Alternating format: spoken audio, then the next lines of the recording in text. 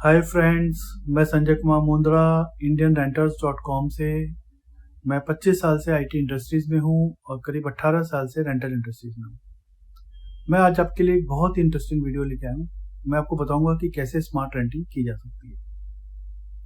देखिए, smart renting जो है उसका मतलब यह है कि हम कैसे रेंट पे कोई भी प्रोडक्ट जब लेते हैं तो हम कैसे उसकी प्राइसिंग को नीचे ला सकते हैं। हमें रेंटल को समझने के लिए, स्मार्ट रेंटिंग को समझने के लिए हमें दो बात समझनी पड़ेगी। एक, रेंट वर्सेस परचेज क्या होता है। जैसे आप सभी जानते हैं, जब भी हम कोई चीज परचेज करने जाते हैं, अगर हम एग्जांपल लेते हैं कि हम एक लैपटॉप परचेज करने जा रहे हैं, तो हम लोग जो परचेज करते हैं तो वो हम फ्यूचर को ध्यान में रखते हुए करते हैं। मुझे ये देखना होता है कि मैं आने वाले 5 साल में इस लैपटॉप पे मुझे रिक्वायरमेंट क्या क्या पड़ने वाली है। मेरी स्पेसिफिकेशन, मैं इसलिए हायर स्पेसिफिकेशन पे जाता हूँ। जब मैं परचेज करता हूँ तो मैं अपनी मनपसंद कंपनी उसमें चूज करता हूँ, मनपसंद कलर भी चूज करता हूँ। मैं आज की क्या रिक्वायरमेंट है मुझे उस पर मैं नहीं ज्यादा कॉन्सेंट्रेट करता, मैं उसकी फ्यूचर रिक्वायरमेंट पे ज्यादा ध्यान देता हूँ।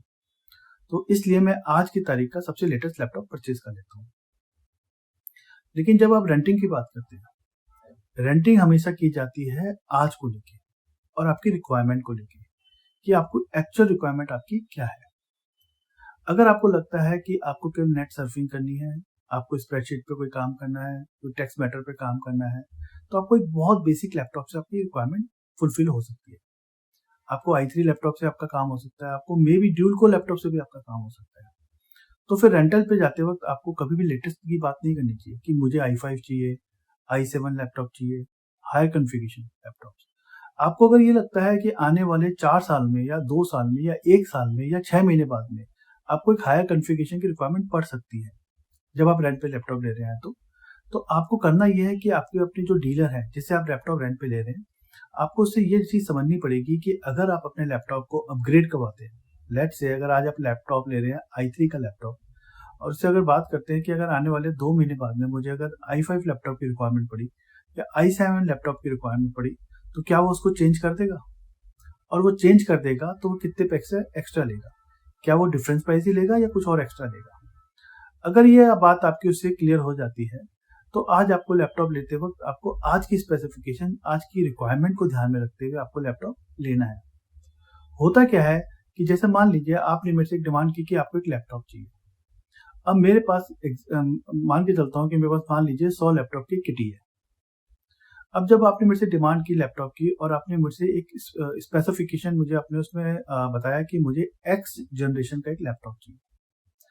जब आप एक्स जनरेशन की बात करते हैं तो मुझे लगता है कि मेरे जो 100 की लैपटॉप की किटी है, उसमें से जो एक्स जनरेशन जो आप डिमांड कर रहे हैं, या जो एक्स जनरेशन के साथ में जो आप सीपीयू की डिमांड कर रहे हैं, जो कॉन्फ़िगरेशन की, उसकी वो मेरे पास केवल 20 लैपटॉप ही है।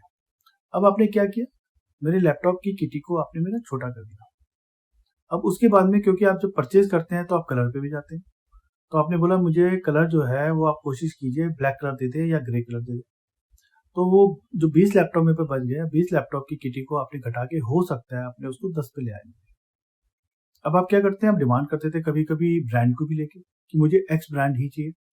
मान लीजिए वो एक्स ब्रांड मेरे पास नहीं है उस 10 की किटी में, तो मैं क्या करूंगा, मैं आइदर उस लैपटॉप को परचेज करूंगा या मैं किसी अपने एसोसिएट से लेके आपको रेंट पे दूंगा।